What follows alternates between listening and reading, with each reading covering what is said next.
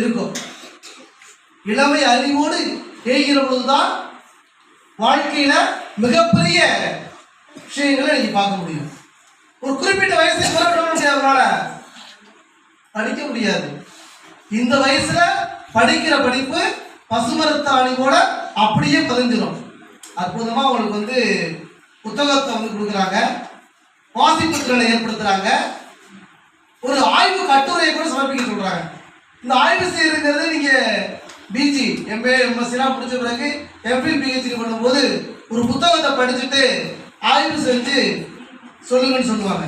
அதுக்கு எப்போ பண்றீங்க? நீங்க உங்களுடைய நடுநிலை பள்ளி வயதிலேயே என்ன பண்றீங்க? நீங்க உயர்கல்வி படிக்கக்கூடிய சூழலை இங்கே ஏற்படுத்திருக்காங்க. அது பெரிய வரவேற்கத்தகுந்த விஷயம். என் பெயர் ஏதான்சிகா, தேவகோட்டை சேர்மன் மாணிக்கா, வாசகம் நடுநிலைப்பள்ளி 3ஆம் வகுப்பு படிக்கிறேன்.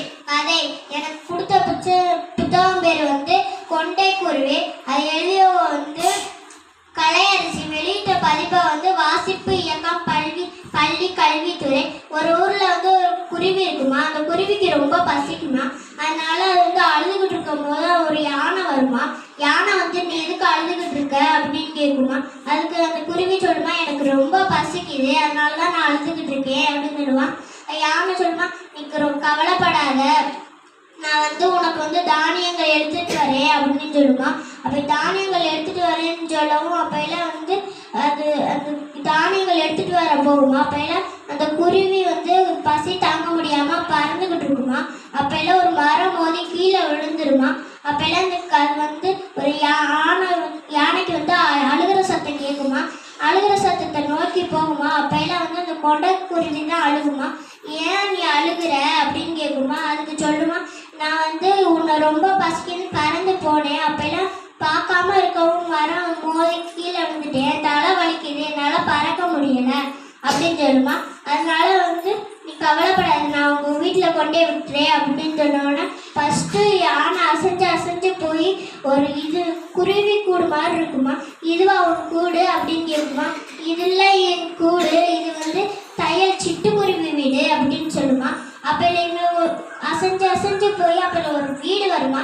அந்த வீட்டை கேட்குமா, இதுவா உன் வீடு அப்படின்னு கேட்குமா. இது புறாவோட வீடு, என் வீடு எப்படி இருக்காது அப்படின்னு சொல்லுமா. அப்பெல்லாம் ஒரு இன்னொரு வீடு வருமா. அந்த வீட்டு இதுவா உன் வீடு அப்படின்னு கேட்குமா. இதெல்லாம் என் வீடு, இது நீர் யானை வீடு அப்படின்னு கேட்குமா. அப்பெல்லாம் கொஞ்சம் தூரம் போய் ஒரு பாலைவனம் வருவோம். பாலைவனம் போய் அங்கே கூடு மாதிரி இருக்குமா. அதுவா உன் வீடு அப்படின்னு கேட்குமா. அதுவும் இல்லைன்றுமா. அப்பெல்லாம் கொஞ்சம் தூரம் போனோன்னா அந்த குருவி கண்ணை உருட்டி பார்க்குமா.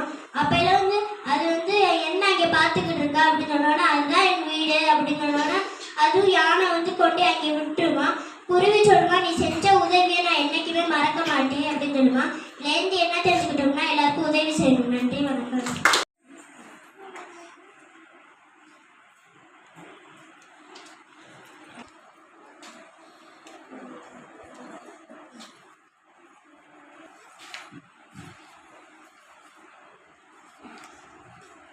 Hi.